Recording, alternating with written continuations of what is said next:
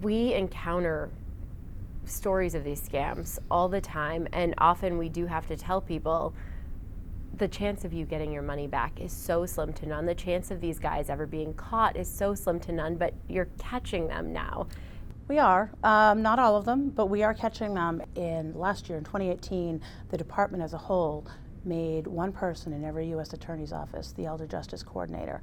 And then we're working with our colleagues, that's me, and we're working with our colleagues to really prioritize these cases, both as far as our focus, also putting resources, so money, woman and manpower behind them, and just generally digging into cases that might previously have flown under the radar, because we've realized it's such a systemic problem and we need to do something about it.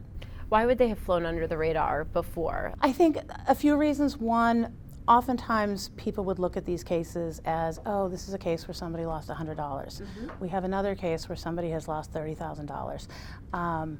Which case can we don't have unlimited resources to prosecute, so there would be kind of this decision making of which case do we put our efforts towards. And unfortunately, a lot of times that $100 case would not necessarily be prosecuted. But I think there's been a mindset shift with these cases where people are realizing that's not a $100 case. That's a $100 case as to that victim. Now that case is going to become the $30,000 case, the $100,000 case, the $3 million case, whatever horrible loss amount it is. So that $100 is not the big picture. So I think there's just been a shift in the way everyone looks at these.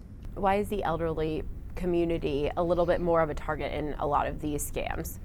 A few different reasons. They have money. They're not somebody who's 21, 25, 26, who's just joined the workforce and is finally getting a paycheck and is, oftentimes working, living hand to mouth. Another reason is, unfortunately, you have an isolation factor that not everyone who is older and a senior citizen has a support network around them. Some of them live alone, some of them don't live near family, some of them just are isolated by other circumstances.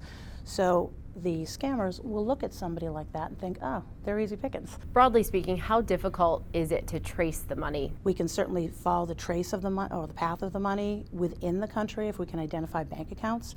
And we do that generally, but it's difficult once it leaves the United States. How many cases do you have that are like this, that you are working on scams and people targeting the elderly? It is common, and I can speak to my specific investigations. I think right now have about 5 or 6, and each of those cases might have multiple people that we're looking at to determine their role and whether they will be or will not be defendants in it.